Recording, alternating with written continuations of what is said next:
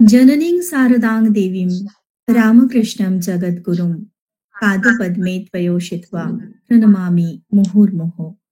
नमस्ते राजाय विवेकानन्दसूरये सच्चित् सुखस्वरूपाय स्वामिने तापहारिणे। ঠাকুরমা ও স্বামীজির চরণে আভূমি লুণ্ঠিত প্রণাম নিবেদন করি।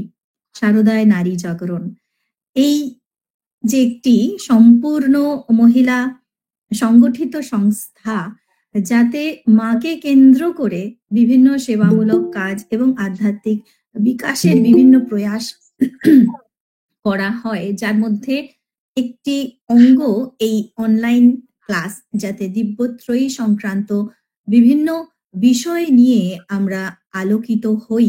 এই আলোচনার মধ্যে দিয়ে আজ সেখানে উপস্থিত থাকতে পেরে আমি সত্যি আনন্দিত এবং কৃতজ্ঞতা জানাই কর্তৃপক্ষের কাছে আমাকে এই সুযোগ দেওয়ার জন্য। আজকের যে আলোচ্য বিষয়টি আমরা অনুধ্যানের চেষ্টা করব সেটি হচ্ছে মায়ের ভক্তিদাত্রী চৈতন্য দায়িনী রূপটি। তিনি বিভিন্ন রূপেই আমাদেরকে প্রতিনিয়ত মুগ্ধ করছেন এবং এই শারদা অবতারে তার যে ভিন্ন ভিন্ন আঙ্গিক আমরা দেখেছি, তার মধ্যে অন্যতম তার জননী রূপ এবং তার গুরু রূপ। এই গুরু রূপেই তিনি কিন্তু আমাদের ভক্তি, আমাদের জ্ঞান এবং চৈতন্য দান করছেন। আর যখন আমরা তাকে সেই গুরু রূপে পাই, তার গুরু রূপে পাওয়ার পিছনেও আমরা দেখি সেই অবতারেরই লীলা। এই জগৎ সংসারকে উদ্ধার করতেই বারে বারে তাদের আসা, বারে বারে যাওয়া। মা বলছেন বারবার আসা, বারবার যাওয়া, এর কি আর নিস্তার নেই? নিস্তার নেই, কারণ তারা জীবের কাছে ওই ভক্তির সূত্রেই আবদ্ধ। যখনই জীব তার স্বাভাবিক চৈতন্য হারায়, চৈতন্য অর্থাৎ কোন পথ তাদের জন্য সঠিক পথ, সেই দিশা ভ্রান্ত যখন হয়, তখনই তাদেরকে আসতে হয় পথ চিনিয়ে দেওয়ার জন্য, পথ দেখিয়ে দেওয়ার জন্য। তাই মা নিজেই বলছেন, মানুষের আর কি, মানুষ তো ভগবানকে ভুলেই আছে, তাই তাকেই বারবার এসে সাধন করে তাদেরকে পথ দেখাতে হয়। ঠিক সেইভাবেই ঠাকুর এবং মা আমাদেরকে পথ দেখিয়েছেন এবং সেই পথেরই একটি অভূতপূর্ব এবং অভূতপূর্ব সুন্দর দিব্য দিক যেটি, সেটি হচ্ছে মাকে গুরু রূপে পাওয়া। যদিও শাস্ত্রে বলা হয় মায়ের সমান গুরু আর কেউ নেই, নাস্তি মাতৃ সমগুরু।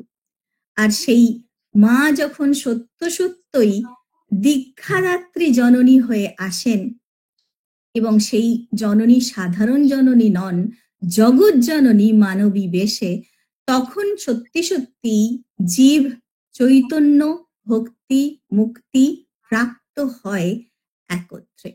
আমরা সেই রকমই কিছু চিত্র মায়ের জীবন অবলম্বনে আজকে অনুধ্যান করব এবং মায়ের সেই ভক্তিদাত্রী চৈতন্য দায়িনী রূপটি উন্মোচনের প্রয়াস পাব। জয়রামবাটি। একদিন বেলা দুপুর গড়িয়ে এসেছে। মা ঘর বার করছেন। অত্যন্ত চঞ্চল চোখের দৃষ্টি, যেন ভীষণ ভাবে কোনো কিছুর জন্য বা কারোর জন্য অপেক্ষায় রয়েছেন। তখন কিন্তু মায়ের পায়ে বেশ ব্যথা, বাতের জন্য চলতেও কষ্ট। তাও কিন্তু এই চঞ্চলতা, এই ঘর বার করা। সেখানে নিকটবর্তী একজন সন্তান যিনি ছিলেন গৌরীশানন্দজি, তিনি হঠাৎ করে শুনলেন মা ঘরের ভিতর থেকে একটি আক্ষেপ করছেন। কি সেই আক্ষেপ উক্তি? ঘরের মধ্যে গিয়ে ঠাকুরকে লক্ষ্য করে বলছেন, আজও দিনটা বৃথাই গেল। একজনও তো এলো না। তুমি না বলেছিলে তোমাকে নিত্যই কিছু না কিছু করতে হবে? সন্তানের দৃষ্টিও তৎক্ষণাৎ গৃহভ্যন্তরে আকৃষ্ট হয়। দেখলেন মা শ্রী শ্রী ঠাকুরের ছবির দিকে জোর হাত করে অপলোক নয়নে তাকিয়ে অভিমান ভরে তাকে নিবেদন করছেন করজোরে, কই ঠাকুর, আজকের দিনটা কি বৃথা যাবে? গৌরীশানন্দজির স্মৃতি থেকে জানা যায় ঠিক তার পরদিনই কোথা থেকে ৩ জন ভক্ত সন্তান এসে উপস্থিত হন মায়ের কৃপা প্রার্থী হয়ে, এবং যখন তাদের মা দেখেন মায়ের মুখে হাসি ফুটেছিল। এমন মাত্র তো একটা দিনই নয়, কতদিনই এমন ভাবেই কেটেছে মায়ের। সারা দিনের মধ্যে যদি বাঞ্ছিত প্রার্থী কেউ এসে না পৌঁছান, মাকে বিলাপ করতে শোনা যেত, ভক্তেরা কেউ এলো না। অপর একটি দৃশ্য, সেটিও জয়রামবাটিতেই। সেবক জ্ঞানানন্দকে সেই ভোর হতে না হতেই মা শুধুই শোনাচ্ছেন, আজ একটি ছেলে আসছে। কোথায়, কোন ছেলে? সকাল ফুরিয়ে বেলা বেরিয়ে চলেছে। মা যথারীতি স্নান আদি সেরে পূজায় বসেছেন। পূজাও তো শেষ হয়ে গেল, কিন্তু আশ্চর্য, মা পূজা সাঙ্গ করেও আসন ছাড়ছেন না। যেন কিসের অপেক্ষায় তখন অবধি তিনি আসনেই বসে রয়েছেন, ব্যাকুল দৃষ্টি নিবদ্ধ ঠাকুরের প্রতিকৃতির দিকে। ওদিকে বহির্বাটিতে এক আগন্তুক প্রতীক্ষারত। প্রায় ঘণ্টাখানেক ধরে তিনি বাইরেই, কাউকে দেখতে না পেয়ে ওখানেই অপেক্ষায় রয়েছেন। তারপর যখন দীর্ঘ সময় অতিবাহিত, তখন তিনি নিজে থেকেই একটু ভিতরের দিকে অনুসন্ধানের জন্য যখন এগোচ্ছেন, সেই সময়েই মহারাজ বেরিয়েছেন এবং তার প্রশ্ন, কে, কে ওখানে? সেই আগন্তুকের সরল উত্তর, আমি। সম্পূর্ণ অপরিচিত অজ্ঞাত এক ব্যক্তি, কোনো রকম খবর না দিয়ে, কাউকে চিঠিপত্র আদি না লিখেই তিনি চলে এসেছেন জয়রামবাটিতে। তাই ভয় সংকোচ দ্বিধায় তিনি অভ্যন্তরে প্রবেশ করতে পারছিলেন না। জ্ঞানানন্দকে প্রণাম করে দাঁড়াতেই সপ্রতিভ নির্দেশ পেলেন আগন্তুক, যাও যাও, শিগগির স্নান করে এসো গে। মা সকাল থেকে বলছিলেন আজ একটি ছেলে আসছে। মা পুজো শেষ করে আসনে বসে আছেন। উল্লেখ বাহুল্য, আগন্তুক যথা আদেশ তক্ষুনি পুকুরে ডুব দিয়ে উঠেই কাপড় ছেড়ে মায়ের কাছে চলে যান সটান। মাও তাকে কৃপা করে দীক্ষা দানে কৃতার্থ করেন। আগন্তুক ব্যক্তির পরিচয় পরে জানা গিয়েছিল, তার নাম রমণী মোহন চৌধুরী, নিবাস ঢাকা। কাউকে কিছু না জানিয়েই তিনি এসেছিলেন, কিন্তু যিনি জানার সেই অন্তর্যামিনী মা কিন্তু ঠিক জেনেছিলেন। তাই ভোর না হতেই বারংবার তার ব্যাকুল উচ্চারণ, আজ একটি ছেলে আসবে। উল্লেখিত এই দুটো চিত্রই আমরা পরপর যে দুটির অনুধ্যান করলাম, এ দুটি কিন্তু কোনো খণ্ডচিত্র নয়। মায়ের জীবনে প্রতিনিয়ত বারংবার এই চিত্র ঘুরে ফিরে এসেছে, আমরা সেটি দেখি। ভক্তেরা সব আসবে, শ্রীরামকৃষ্ণের প্রতীক্ষাই স্পষ্টতর প্রকট রূপ ধারণ করেছে সারদা দেবীতে। ঠাকুর সেই যে কুঠি বাড়ির উপরে উঠে হাঁক দিতেন, ওরে কোথায় কে ভক্ত আছিস আয়, তারই অনুরণন এই জয়রামবাটির কুটিরে সকাল থেকেই মায়ের প্রত্যাশায় আজ একটি ছেলে আসছে। আর সেই উন্মুখতা নিয়েই তো অমন আসন পেতে বসে থাকা, পথ চেয়ে থাকা। ঠাকুর এই ভারটি যেন মাকে সমর্পণ করতে চেয়েছিলেন। ঠাকুর একটি গান গুনগুন করে গাইতেন প্রায়শই, এসে পড়েছি যে দায়, সে দায় বলবো কায়, যার দায় সে আপনি জানে, পর কি জানে পরের দায়। এ গান গাইতেন শ্রীরামকৃষ্ণ। গাইতে গাইতে শ্রীমা সারদা দেবীকেই যেন সজাগ করে দিতেন। আবারও বলতেন, শুধু কি আমারই দায়? তোমারও দায়। এবং এই যে দায়টি মায়েরও, মাকে বারংবার শুধুমাত্র এই গান গেয়ে নয়, একেবারে সরাসরি ভার সমর্পণের মধ্যে দিয়েই ঠাকুর বুঝিয়েছেন। কাশীপুরের সেই ভার সমর্পণের পর্বটি যখন চলছে, একদিনের কথা, ঠাকুর শ্রী মায়ের মুখের দিকে নির্নিমেষ তাকিয়ে রয়েছেন। মা বুঝতে পারছেন ঠাকুর যেন তাকে কিছু বলতে চাইছেন। মা বলছেন, কি বলবে, বলোই না। ঠাকুর অনুযোগ মাখানো কথায় উত্তর দিয়েছিলেন, হ্যাঁ গা, তুমি কি কিছু করবে না? নিজের দিকে অঙ্গুলি নির্দেশ করে, এই কি সব করবে? মা শারদা যেন অসহায় ভাবে জবাব দিয়েছিলেন, আমি মেয়ে মানুষ, আমি কি করতে পারি?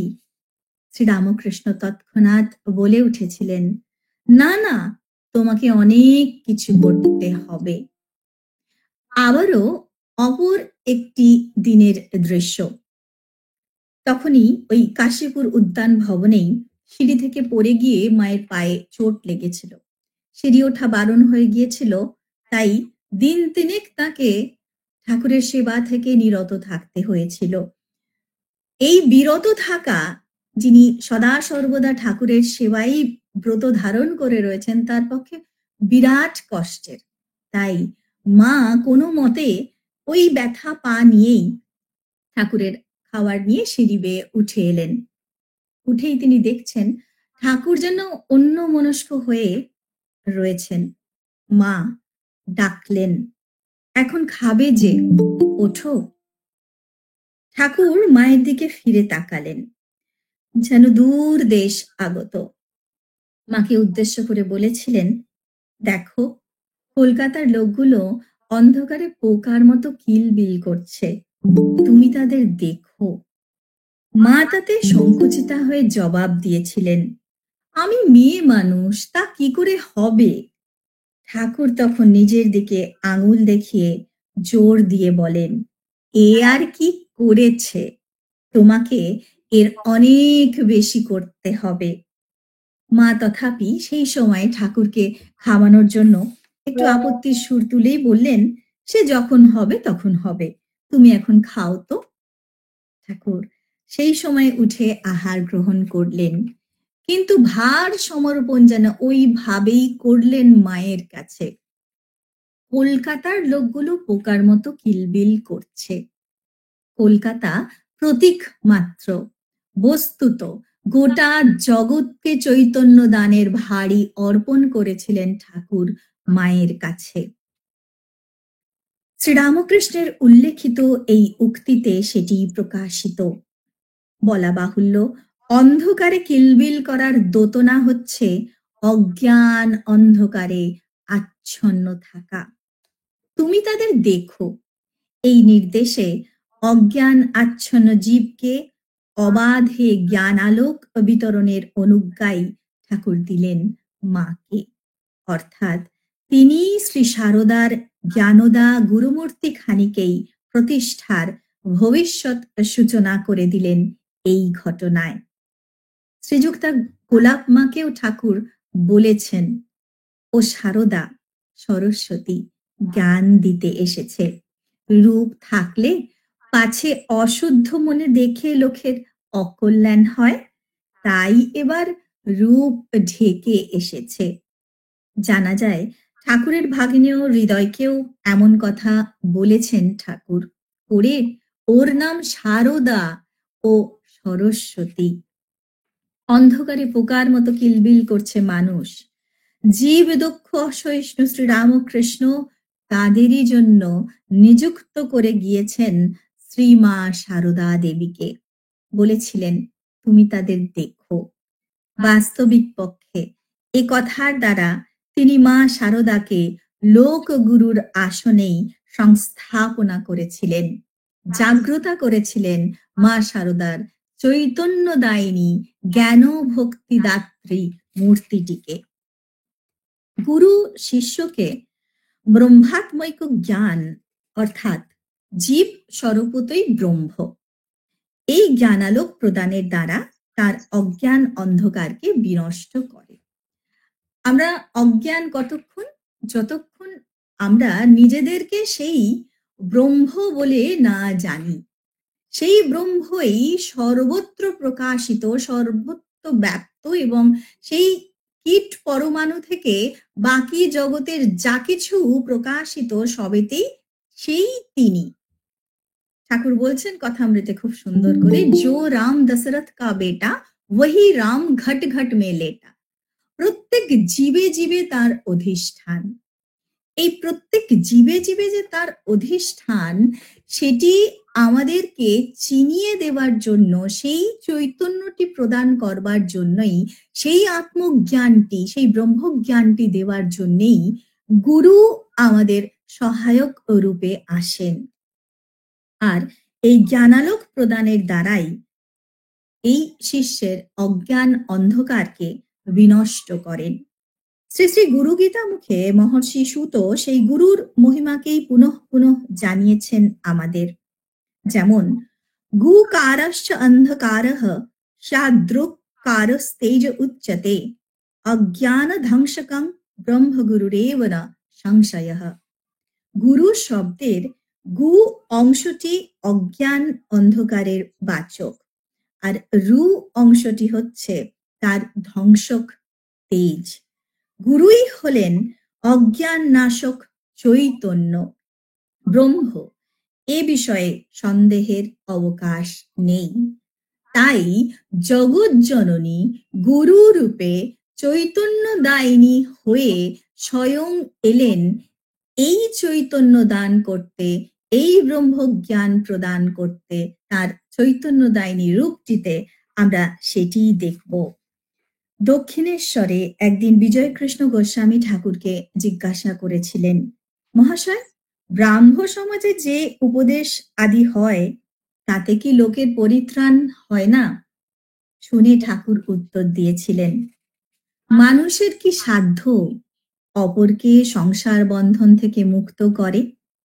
যার এই ভুবন মোহিনী মায়া, তিনি সেই মায়া থেকে মুক্ত করতে পারেন। সচ্চিদানন্দ গুরু বই আর গতি নাই।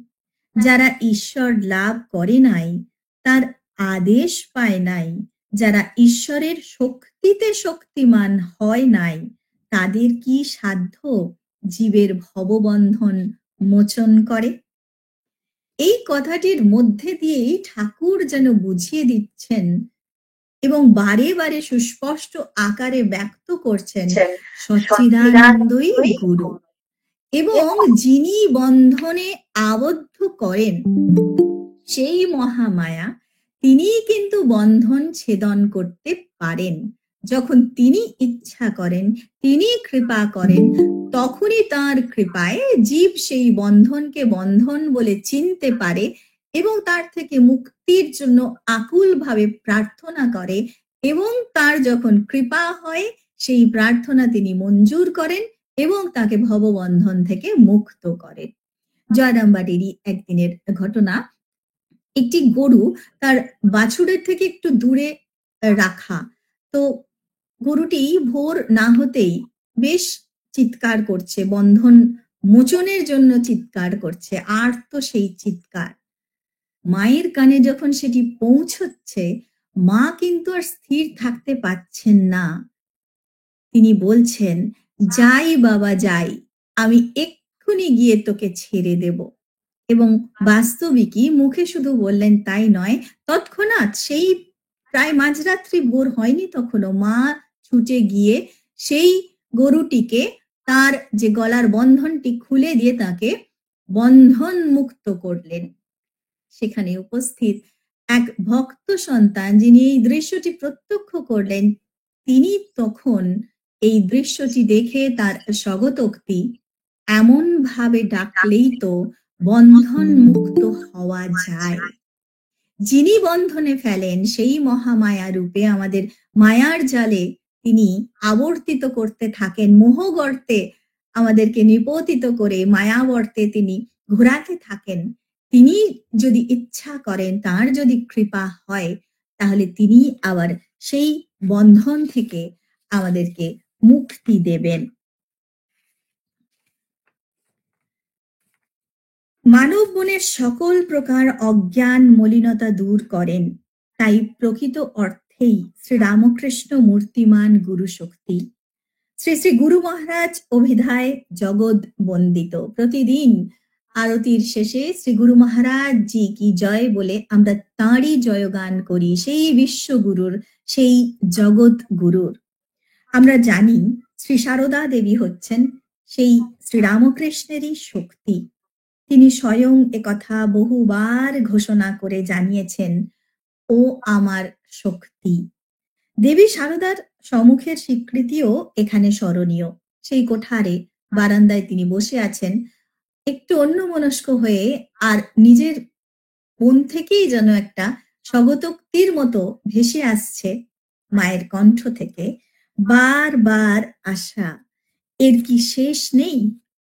যেখানে শিব সেখানেই শক্তি, শিব শক্তি একত্রে, বারবার সেই শিব সেই শক্তি, নিস্তার নেই, তবু তো লোকে বোঝে না।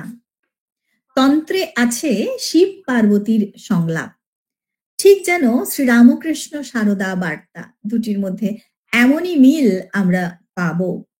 শিব শ্রী পার্বতীকে সম্বোধন করে জানাচ্ছেন, শিব সেই তন্ত্রে দেবী পার্বতীকে সম্বোধন করছেন এবং তাকে বলছেন, হে তারিণী, তোমাকে ব্রহ্মময়ী পরাগীতা শোনাচ্ছি, অবধারণ করো। তুমি সর্বশাস্ত্রের জ্ঞানদাত্রী গুরু, আমি হচ্ছি প্রকাশক মাত্র। গুরু রূপে তুমি জীবের ত্রাণকারিণী, গয়া গঙ্গা কাশী প্রভৃতি সবই তো তোমারই রূপ। শৃণু তারিণী বক্ষ্যামি গীতাং ব্রহ্মময়ীং পরাম, গুরুস্ত্বং সর্বশাস্ত্রাণাম অহমেব প্রকাশকঃ, ত্বমেব গুরুরূপেণ লোকানাং ত্রাণকারিণী, গয়া গঙ্গা কাশিকা চ ত্বমেব সকলং জগৎ। শিব পার্বতীকে এই কথাটি শোনাচ্ছেন। সারদা সম্পর্কেও ঠাকুর সেই একই কথা বলছেন, ও সারদা ও জ্ঞান দিতে এসেছে।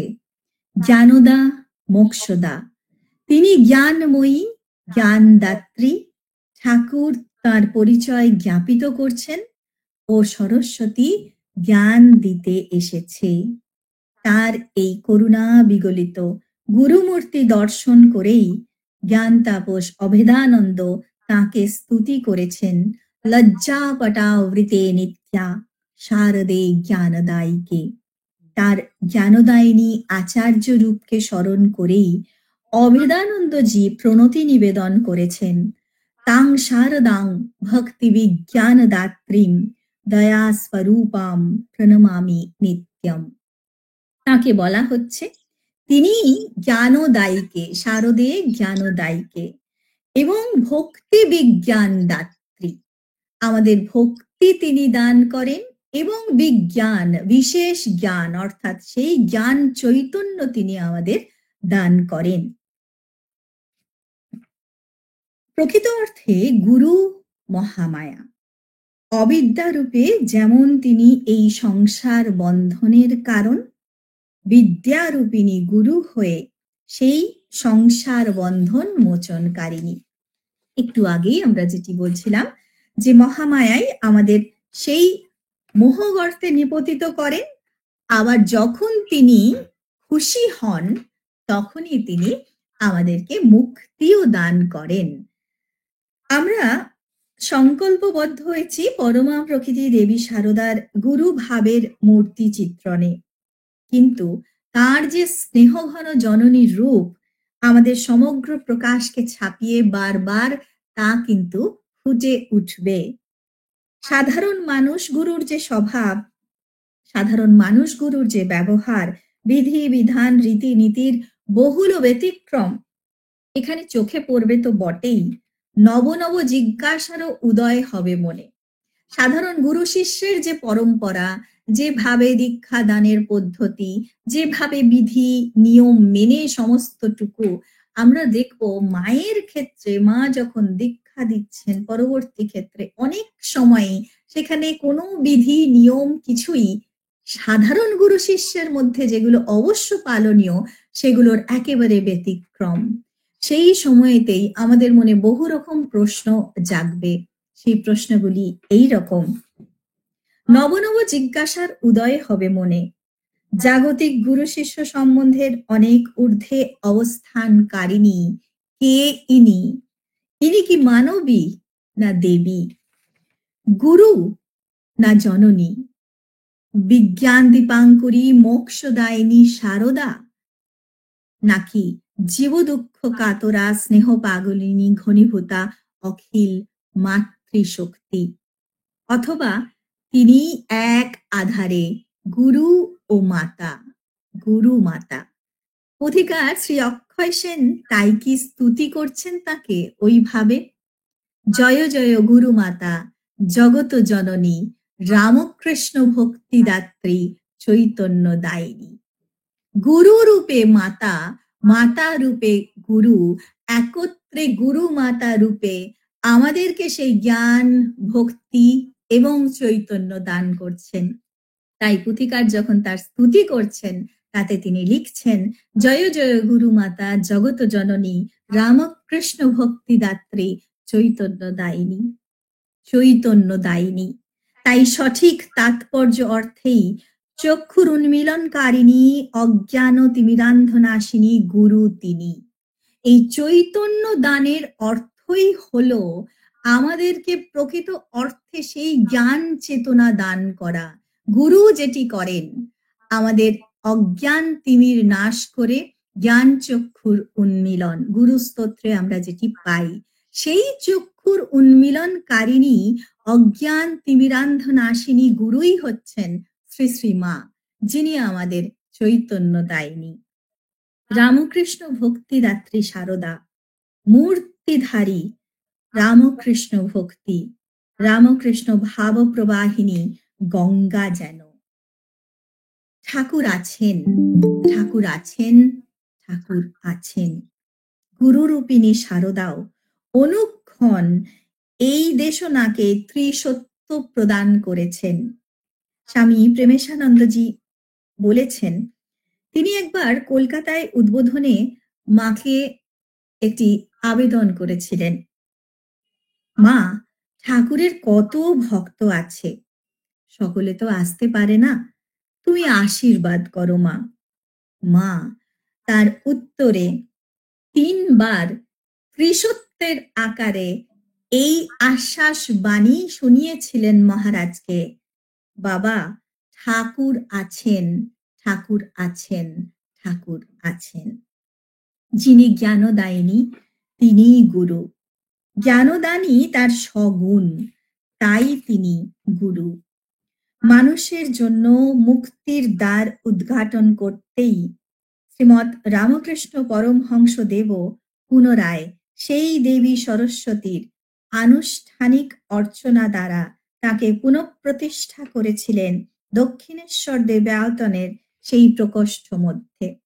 সেই পলোয়ারিণী কালী পূজার দিনটিতে যখন ঠাকুর মায়ের মধ্যে সেই ষোড়শী রূপে তাকে পূজা করলেন, দেবী ত্রিপুরা সুন্দরীকে তিনি আহ্বান করলেন, যেই দেবী ষোড়শী, যেই দেবী ত্রিপুরা সুন্দরী, যার নাম শারদা, তার বীজ, গুরুর বীজ এবং সরস্বতীর বীজ অভিন্ন।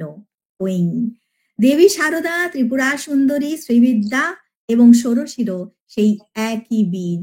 এবং এইভাবে এই গুরু শক্তিকে তিনি উদ্বোধন করলেন, কারণ পুরী সম্প্রদায় ভুক্ত এই যে রামকৃষ্ণ যারা পার্শ্বদ এবং তার পরবর্তী যে সকল ভক্তগণ, এই যে পুরী সম্প্রদায়ের সন্ন্যাসী তারা, অর্থাৎ পুরী সম্প্রদায়ের যিনি অধিষ্ঠাত্রী দেবী, দেবী ষোড়শী বা ত্রিপুরা সুন্দরী, মাকে কিন্তু সেই রূপেই তিনি আরাধনা করলেন।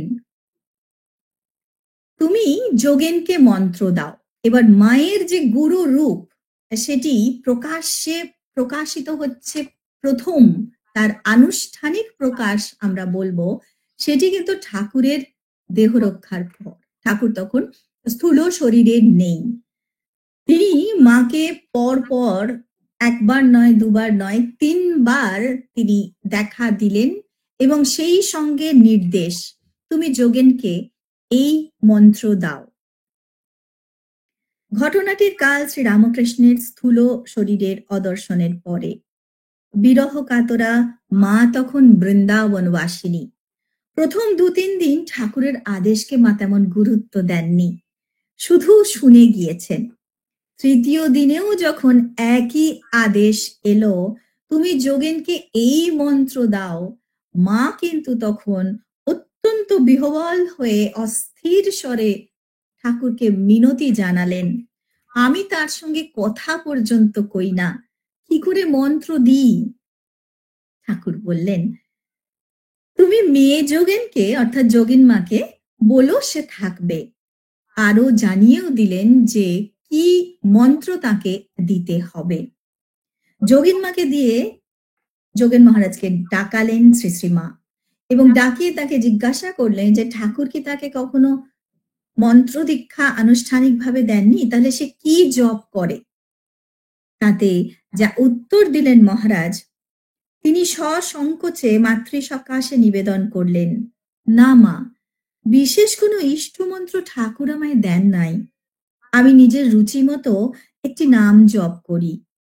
সকল জড়তা ত্যাগ করে তিনি আরো প্রকাশ করে ফেললেন যে তিনিও ক্রমাগত ঠাকুরের আদেশ শুনছেন দীক্ষা গ্রহণের ব্যাপারে, কিন্তু তিনি দ্বিধাগ্রস্ত হয়ে মায়ের কাছে এসে তা মুখ ফুটে বলতে পারছিলেন না।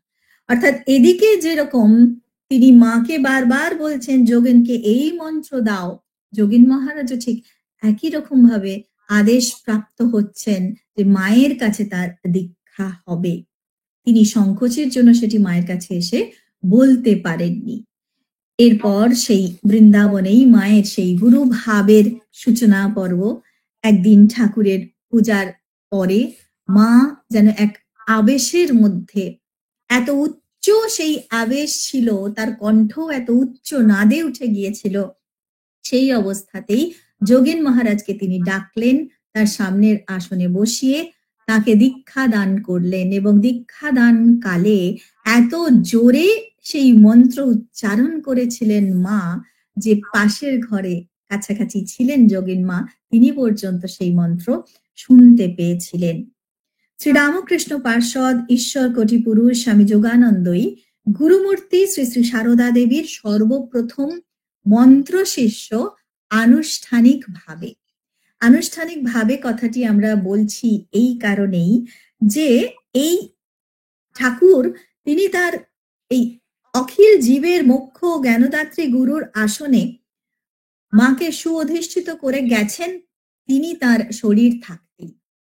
সেই ঘটনাটি যদিও ঘটেছিল লোকচক্ষুর অন্তরালে এবং খুব গোপনে, পরবর্তীকালে আমরা সেই সম্পর্কে জানতে পারি যে ঠাকুর স্বামী ত্রিগুণাতীতানন্দ তখন বালক সারদা প্রসন্ন তাকে মায়ের কাছে পাঠিয়েছিলেন নহবতে দীক্ষা নেওয়ার জন্য এবং মা কিন্তু তাকে দীক্ষা দিয়েছিলেন। সেই নহবতে দীক্ষা হয়েছিল স্বামী ত্রিগুণাতীতানন্দজির, যেই অর্থে আমরা বলতে পারি এই সারদা প্রসন্ন মহারাজ বা ত্রিগুণাতীতানন্দজি তিনি কিন্তু মায়ের প্রথম মন্ত্র শিষ্য, যদিও আনুষ্ঠানিকভাবে যোগানন্দজি মায়ের প্রথম মন্ত্র শিষ্য বলা হয়। আর ঠাকুর যখন সারদা প্রসন্ন আসা যাওয়া করছে, তার কাছে হয়তো কৃপা প্রার্থনাও করছে বা সেই অভিলাষ রয়েছে, সেটি বুঝতে পারলেন, তখন তিনি চাইলেন যে মায়ের কাছেই এর দীক্ষা হোক, যাতে মায়ের প্রতি তার ভক্তি বিশ্বাস স্থির হয়, আরো দৃঢ়তর হয়। তাই মায়ের কাছে পাঠানোর আগে ঠাকুর বলে দিয়েছিলেন তাকে, "অনন্ত রাধার মায়া কহনে না যায়, কোটি রাম কোটি কৃষ্ণ হয় রয় যায়।"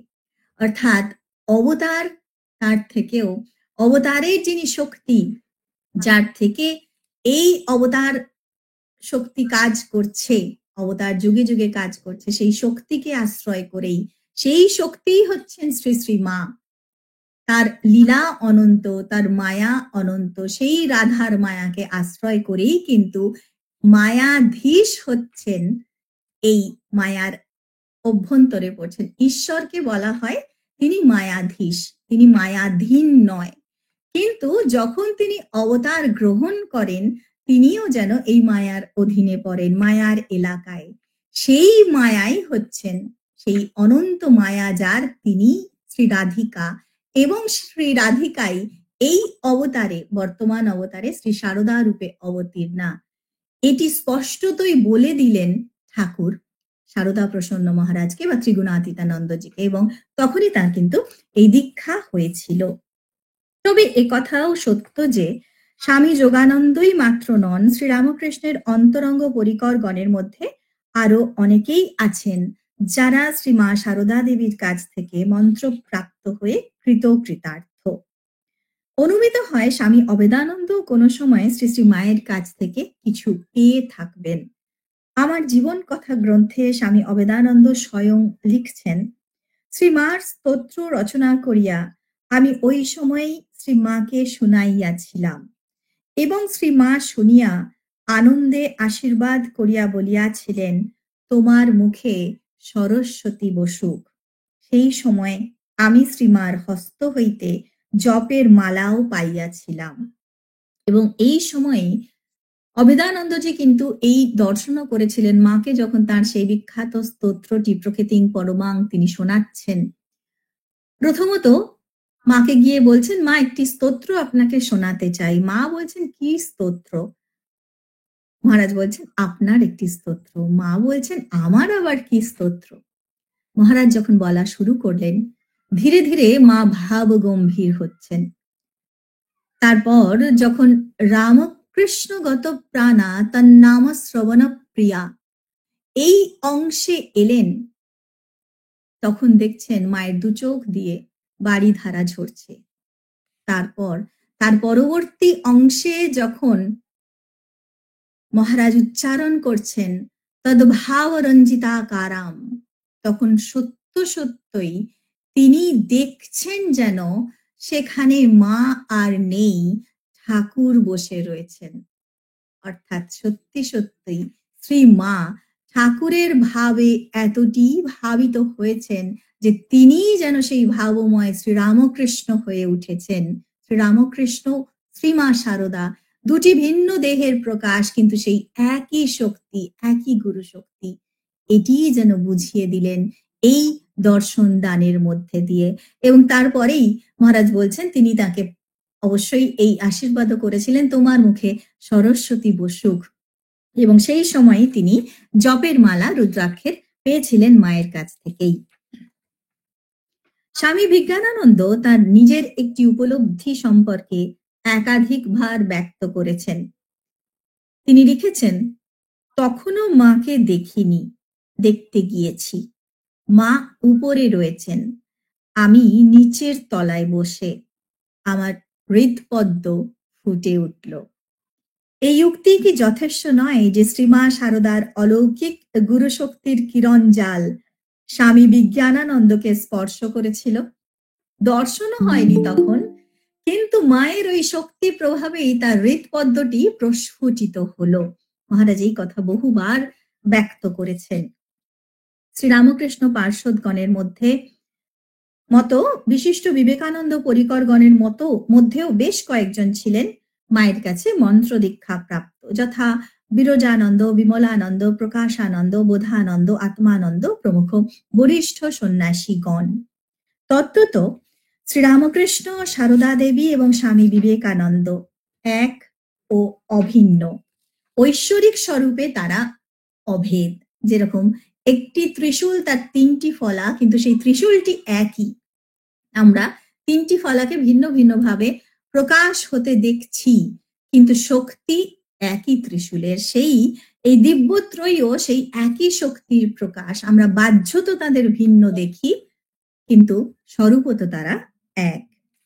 শ্রী মানদা শঙ্কর দাশগুপ্ত মায়ের মন্ত্র শিষ্য, কিন্তু তার প্রবল ঝোঁক ইষ্টমূর্তির ধ্যান অপেক্ষাও মায়ের রূপ ধ্যানের দিকেই। অর্থাৎ ঠাকুরই তার গুরু, ঠাকুরই তার ইষ্ট। বারংবার মা এই কথা তার সমস্ত শিষ্যদেরকে দীক্ষাদানকালে বলতেন। দীক্ষার শেষে তিনি বলতেন ঠাকুরের ছবি দেখিয়ে, "উনিই গুরু, উনিই ইষ্ট।" আর তার সম্পর্কে বলতেন, "আমি মা।" তো এই গুরু এবং ইষ্ট যিনি, তার ধ্যান করার চেয়েও মানদাশঙ্কর দাশগুপ্ত মনে করতেন যে মায়ের ধ্যান করতে তার বেশি ভালো লাগে, বেশি আগ্রহ। মায়ের প্রতি তার জন্য একটু ঝোঁক বেশি। মাকে এই বিষয় নিয়ে তিনি একটি চিঠি লেখেন এবং সেই চিঠিতে ব্যাকুল সন্তান লিখছেন যে তিনি চাইছেন যেন মায়েরই ধ্যান করতে এবং সেটিই তার মনের আকাঙ্ক্ষা, সেই দিকেই তার আগ্রহ বেশি। তার গুরুভাবের যে অলৌকিক বৈশিষ্ট্যকে আমরা বোঝাতে চেষ্টা করছিলাম, মায়ের এই উক্তিতে সেটি সুব্যক্ত হয়েছে। মানদাশঙ্করকে তার গুরুরূপিণী দেবী সারদা চিঠিতে নির্দেশ পাঠিয়েছিলেন, "কল্যাণ বরেষু, জপ সম্বন্ধে তুমি যাহা লিখিয়াছ তাহা শুধু কমের পক্ষে ১০৮ বার, আর অতিরিক্ত যত করিতে পারো ততই ভালো।" এই চিঠিটি অত্যন্ত গুরুত্বপূর্ণ একটি চিঠি এবং আমাদের সকলের ক্ষেত্রেই এই নির্দেশ যেন মায়ের নির্দেশ। জপ কমপক্ষে ১০৮ বার, আর অতিরিক্ত যত পারো ততই ভালো। যদি আমার ধ্যান করিতে তোমার বেশি ইচ্ছা হয়, তবে তাহাই করিবে। আমরা অনেকেই মনে করি যে মাকে ধ্যান করতে ভালো লাগে, মাকে বেশি ভালোবাসি, মায়ের ধ্যান সহজে হয়। তাহলে কি করব? ঠাকুরকে ধ্যান করব না মাকে ধ্যান করব? মা উত্তর দিচ্ছেন, "যদি আমার ধ্যান করিতে তোমার বেশি ইচ্ছা হয়, তবে তাহাই করিবে। কারণ আমি ও ঠাকুরে কোনো পার্থক্য নাই।" কিন্তু এই বোধটি জাগ্রত থাকতে হবে যে মায়ের ধ্যান করছি মানে ঠাকুরের ধ্যান যে করা হলো না তা কিন্তু নয়। মায়ের ধ্যান করা মানে ঠাকুরের ধ্যান করা, ঠাকুরের ধ্যান করা মানেই মায়ের ধ্যান করা। কারণ ঠাকুর আর মা অভেদ। শুধু রূপের পার্থক্য। যিনি ঠাকুর তিনি এই দেহে আছেন। মা একেবারে স্পষ্ট করে লিখলেন, যিনি ঠাকুর তিনি এই দেহে আছেন। ইতি আশীর্বাদিকা তোমার মা। শ্রী সারদা স্বয়ং ভগবতী গুরুরূপধারিণী, একাধারে গুরু ও ইষ্ট দুই। জগৎ গুরু শক্তি এভাবেই প্রকাশ হয়ে থাকে। মন্ত্র জপই হচ্ছে শ্রেষ্ঠ সাধন। মা বলতেন, জপাত সিদ্ধি, জপাত সিদ্ধি। জপ করতে করতে বলছেন এই বটগাছের বীজ এইটুকু ছোট্ট লাল শাকের বীজের মতো, অথচ তার কত শক্তি, কালে কালে সেটি মহিরুহে পরিণত হয়। ঠিক সেরকম ইষ্টের যে বীজ তা হয়তো খুব ক্ষুদ্র, কিন্তু তাতেই ইষ্টের শক্তি লুক্কায়িত। সেটি সাধন করতে করতে ভক্তি রসে সিঞ্চিত হয়ে একসময় তা থেকে ইষ্ট দর্শন পর্যন্ত হয়। এটি সাধারণভাবে আমরা দেখি সেই বীজ মন্ত্র গুরু শিষ্যকে প্রদান করছেন এবং সেই প্রদানের একটি প্রণালী রয়েছে, নির্দিষ্ট কিছু নিয়ম ইত্যাদি রয়েছে, তার মধ্যে দিয়ে এই দীক্ষা দান পদ্ধতিটি সম্পন্ন হয়।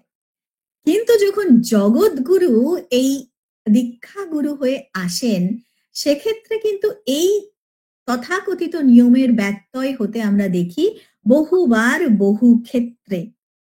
সেরকমই আমরা দেখব বেশ কিছু ঘটনা, বেশ কিছু ছবি মায়ের জীবনের। বরিশালের অন্নদাচরণ সেনগুপ্ত কলকাতায় এসেছেন এক বন্ধুর সঙ্গে। উদ্বোধনের বাড়িতে মাকে দর্শন করতে গিয়েছেন। সেবারেই প্রথম, সেবারেই শেষ।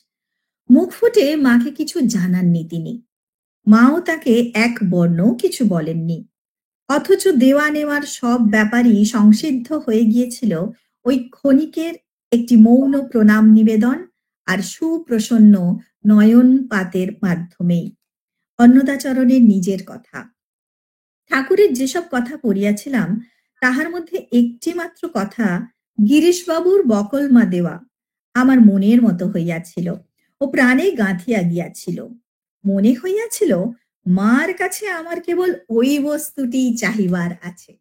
অর্থাৎ ওই যে ঠাকুর গিরিশের বকলমা নিলেন, সব দায়িত্ব তিনি গ্রহণ করলেন, এই ব্যাপারটি তার বেশ ভালো লেগেছিল। এবং তিনি চেয়েছিলেন মায়ের কাছে তার একটাই প্রার্থনা। এইভাবে তিনিও বকলমাটি মায়ের কাছে দিতে চান। গঙ্গা স্নান করিয়া মার বাড়িতে গেলাম ও কোনো কথা না কহিয়া শরৎ মহারাজকে প্রণাম করিয়া দাঁড়াইলাম। তিনি পরিচয় জিজ্ঞাসা করিলেন ও মাকে দর্শন করিবার ব্যবস্থা করিয়া দিলেন। জনৈক ব্রহ্মচারীর সঙ্গে উপরে যাইয়া দেখি মা আবক্ষ ঘোমটা টানিয়া বসিয়া আছেন। তাহার শ্রীমুখ দেখিতে না পাইয়া আমরা কি করিব ঠিক করিতে না পারিয়া পরস্পর মুখ চাওয়াচাই করিতে লাগিলাম। ব্রহ্মচারী বলিলেন, আপনারা দাঁড়িয়ে আছেন কেন? প্রণাম করে নিন। আমি মার পাদপদ্মের উপর একটি আপেল রাখিয়া প্রণাম করিলাম ও মনে মনে বলিলাম, মা, আপনি আমার বকলমা গ্রহণ করুন। মুখ তুলিয়া চাহিতেই দেখি মার সেই আবক্ষ ঘোমটা মাথার উপর উঠিয়াছে ও সুপ্রসন্ন দৃষ্টিতে আমার দিকে চাহিয়া আছেন। তাহার মুখে এক অপূর্ব স্নেহমাখা হাসি। সেই সস্মিত মুখেই আমার প্রার্থনার উত্তর পাইলাম। মুখ ফুটিয়া কিছুই বলবার প্রয়োজন বোধ হইল না। স্থূল চক্ষে মাকে আমার এই প্রথম ও শেষ দেখা। অনেক দিন পরে মনে হইয়াছিল, মা আমাকে এখনো মনে রাখিয়াছেন কি? আর তারপরেই কলিকাতার এক আত্মীয়ার কাছে শুনিলাম, মা তাহাকে বরিশালের অন্নদার কুশল জিজ্ঞাসা করিয়াছেন। একটা শব্দ পর্যন্ত উচ্চারিত না হয়েও কিভাবে তার বকল মা গ্রহণ করলেন জননী, তাকে সস্মিত বদনে আশ্বস্ত করলেন তিনি তার ভার গ্রহণ করেছেন।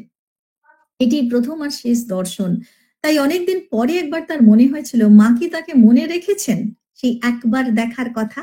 এবং তার পরপরই তিনি জেনেছিলেন যে এক আত্মীয়া যিনি কলকাতায় থাকেন তার কাছে অন্নদাবাবুর খোঁজ নিয়েছেন মা। মন্ত্র দীক্ষাদান না করেও এভাবে কৃপা বিতরণ বা ভার গ্রহণের ঘটনা আরো কতই রয়েছে মা শারদার জীবন লীলায়। শ্রীহট্ট জেলার দুলালী পরগনার সুরেন্দ্রনাথ গুপ্তের কথা। সুরেন্দ্রনাথ নিজে তার পিতা অত্যন্ত বিষয়াসক্ত ছিলেন। এত বিষয়ের প্রতি তার মোহ যে তার মনে হতো যে পিতা কিভাবে এত বিষয়ে আসক্তি নিয়ে তার তো কিছু হওয়ার নয় জীবনে। অত্যন্ত চিন্তিত হয়ে বিচলিত হয়ে পিতৃভক্ত পুত্র মায়ের কাছে কৃপা ভিক্ষা করেন যেন তার এই পিতার আসক্তি দূর হয়। পিতৃভক্ত পুত্রের আরতিতে মা বিচলিত হন সত্যই। অবশেষে পুত্রকে আদেশ প্রদান করেন কোনো প্রকারে তার পিতাকে একবার মায়ের কাছে নিয়ে আসতে। বাস্তবিকই সুরেন্দ্রনাথ পিতাকে মাতৃচরণ সকাশে আনয়ন করেছিলেন। আশ্চর্য এই যে সুরেন্দ্রের পিতা বৈকুণ্ঠনাথ গুপ্ত মায়ের দর্শন মাত্র লাভেই ধন্য হয়ে গিয়েছিলেন এবং তার বিষয় আসক্তির ভাবও সেই থেকেই শিথিল হতে শুরু করে। তার কৃপা কটাক্ষেই মুক্তি। তাকে আলাদা করে মন্ত্র দীক্ষা, আলাদা করে কোনো নিয়ম করে কিছু দিতে হয় না। তিনি তার ওই কটাক্ষপাতেই মুক্ত করতে পারেন।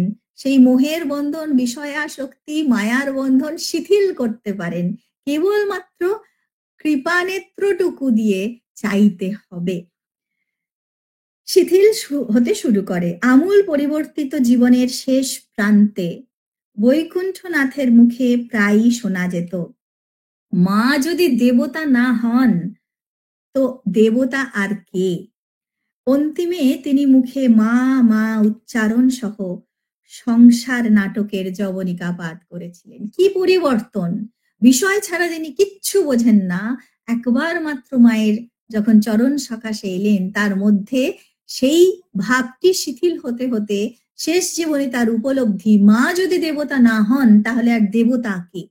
এবং যখন তিনি দেহ ত্যাগ করছেন তখনও তার মুখে সেই মা মা মন্ত্রটি উচ্চারিত হচ্ছে।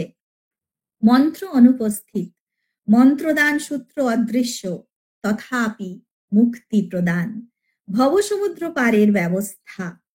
এইরকমই বহু বহু চিত্র আমরা দেখতে পাই। মায়ের জীবনে মা কিভাবে কৃপা করছেন। আমাদের আরেকটি দৃশ্য, জয়রামবাটিতে ছাঁচতলায় দণ্ডায়মান। অকস্মাৎ এক নবাগত ভক্ত এসে মায়ের চরণে পতিত হন। মা তাকেও ওই ছাঁচতলায় দাঁড়িয়েই মন্ত্র দিয়েছিলেন। একটা বসার ব্যবস্থা, একটা আসন, কিছু নিয়ম, যেগুলো আমরা মনে করি যে এই দীক্ষাদান পদ্ধতির সঙ্গে একেবারে অঙ্গাঙ্গিভাবে যুক্ত। মায়ের ক্ষেত্রে সেই সব নিয়মের কিন্তু কোনো বালাই নেই। বলছেন ছাঁচতলায় দণ্ডায়মান রয়েছেন মা। আর সেই সময়েই এক ভক্ত সন্তান এসে মাকে প্রণাম করলেন। মা সেখানেই তাকে কৃপা করলেন, দীক্ষা দিলেন। এছাড়াও আমাদের কাছে শ্রদ্ধেয়া ভানু পিসি প্রদত্ত তথ্য, শ্রী শ্রী মা একবার জয়রামবাটিতে পাশাপাশি শায়িত অবস্থাতেই একটি গ্রাম্য মেয়ে তার বাল্য সখীকে দীক্ষা দিয়েছিলেন। স্বামী বীরেশ্বরানন্দজির প্রভু মহারাজের মুখেও এই ঘটনাটি শোনা রয়েছে তার স্মৃতিতে। তিনি লিখছেন, একবার একটি মহিলা তার সঙ্গে দেখা করতে এসেছিলেন। এই মহিলাকে ছোটবেলা থেকেই মা চিনতেন, একসঙ্গে খেলাধুলাও করেছেন। দুপুরবেলা খাওয়ার পরে একসঙ্গে মায়ের ঘরে পাশাপাশি শুয়ে বিশ্রাম করছিলেন। এই অবস্থাতেই মা তাকে দীক্ষা দিলেন। ছোট্টবেলার বান্ধবী, তার প্রতি জগৎজননীর কৃপা হয়েছে। শুয়ে বিশ্রাম করছেন দুই বান্ধবীতে, সেই অবস্থাতেই তার মুক্তির পথটি খুলে দিলেন, তাকে দীক্ষা দিলেন।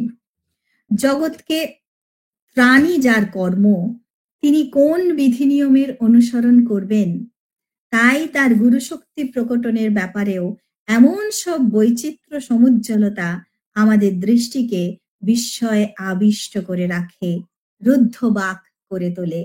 স্থান, কাল, ভাষা, জাতি, পরিস্থিতি কোনো কিছুই অন্তরায় হতে পারে না এই দুর্বার গুরুভাব সঞ্চারণার পথে।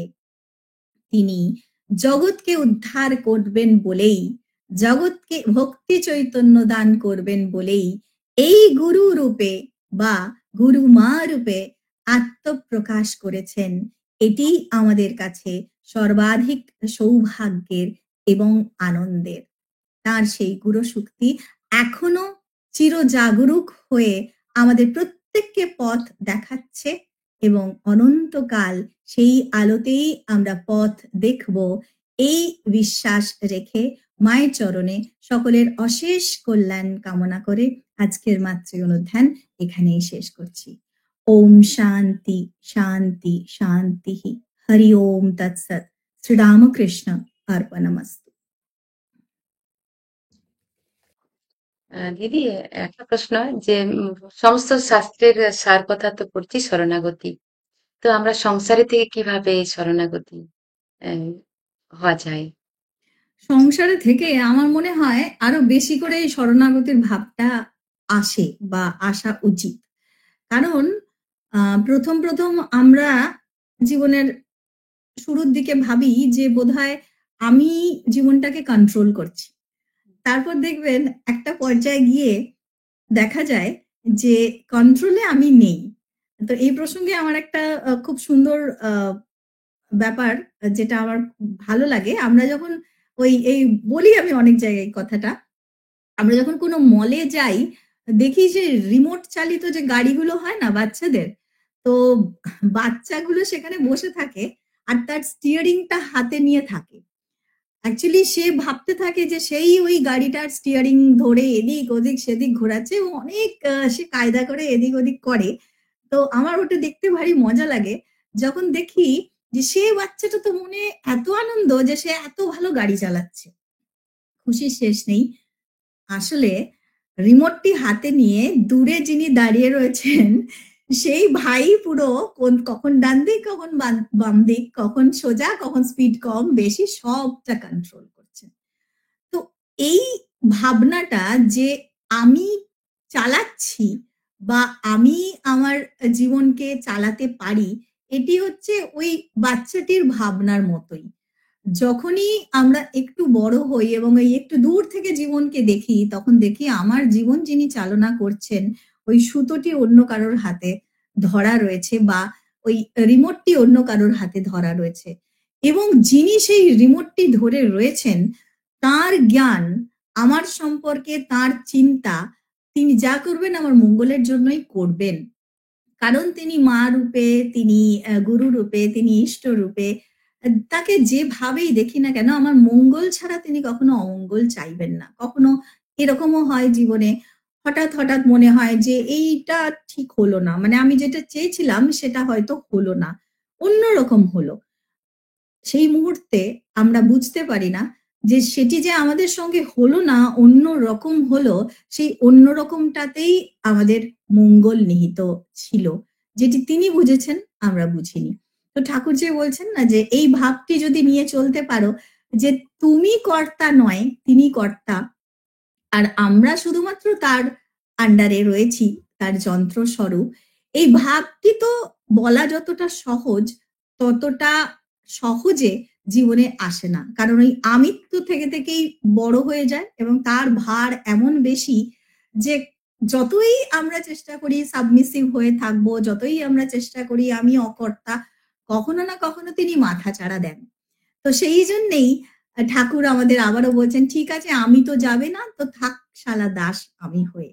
তো আমি তার দাস, তার চেয়েও বেশি আমাদের এই ভাবটা, যেহেতু মায়ের কাছে আমরা, আমি তাঁর সন্তান, আমি মায়ের মেয়ে, ওই মায়ের মেয়েটুকুই আমাদের একমাত্র পরিচয় হোক।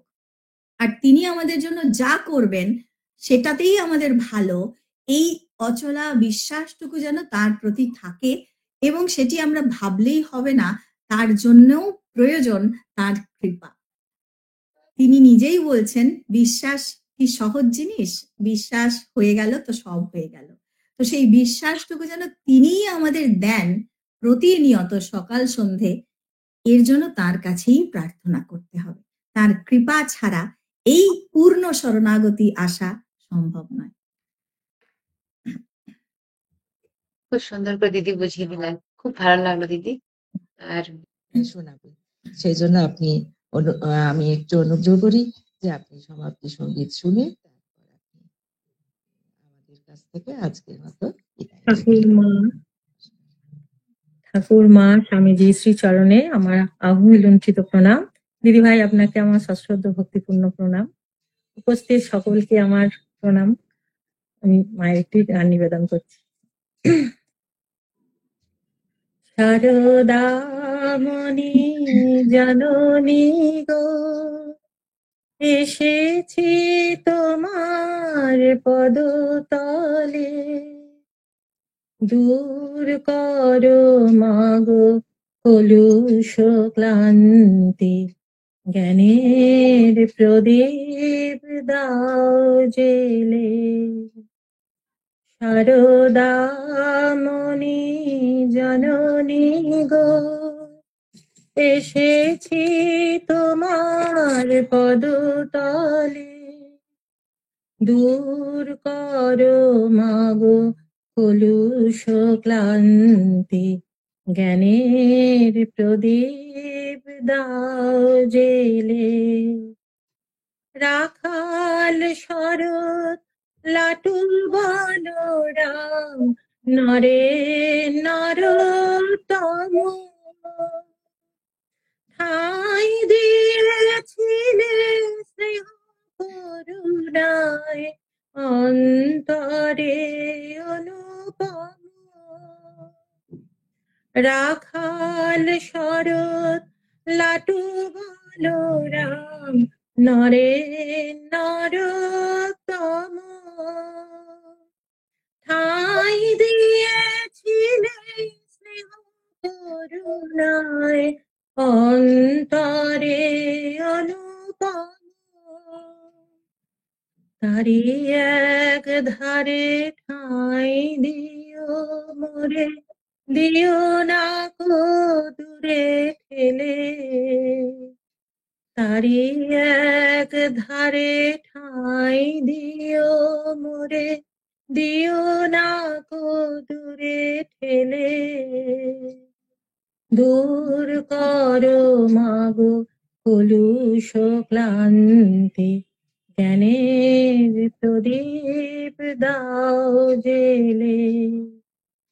শারদামণি জননী গো, এসেছি তোমার পদতলে। দূর করো মাগো কলুষ ক্লান্তি, জ্ঞানের প্রদীপ দাও জেলে।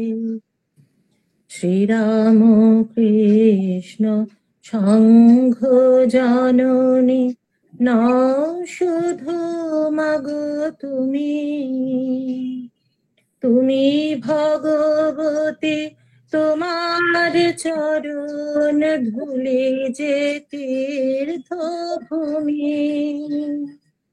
শ্রীরাম কৃষ্ণ সংঘ জননী, নও শুধু মাগো তুমি, তুমি ভগবতী, তোমার চরণ ধুলি যে তীর্থভূমি। জয় রাম বাটি মাতৃ মন্দিরে, তোমার পরশ পাই। দক্ষিণেশ্বরে তুমি তো বিরাজ, কেবলে তুমি মানাই। জয় রাম বাটি মাতৃ মন্দিরে, তোমার পরশ পাই। দক্ষিণেশ্বরে তুমি তো বিরাজ, কেবলে তুমি মানাই। প্রতি ঘরে ঘরে শারদায় আরতি, বন্দনায় আখি জলে। প্রতি ঘরে ঘরে শারদায় আরতি, বন্দনায় আখি জলে। দূর করো মাগো কলুষ ক্লান্তি, জ্ঞানের প্রদীপ দাও জেলে। শারদামণি জননী গো, এসেছি তোমার পদতলে। দূর করো মাগো কলুষ ক্লান্তি, জ্ঞানের প্রদীপ দাও জেলে। দূর করো মাগো কলুষ ক্লান্তি, জ্ঞানের প্রদীপ দাও জেলে। দূর করো মাগো কলুষ ক্লান্তি, জ্ঞানের প্রদীপ দাও জেলে। জয় ঠাকুর, জয় মা, জয় স্বামীজি। দিদি ভাই আমার প্রণাম নেবেন। খুব সুন্দর।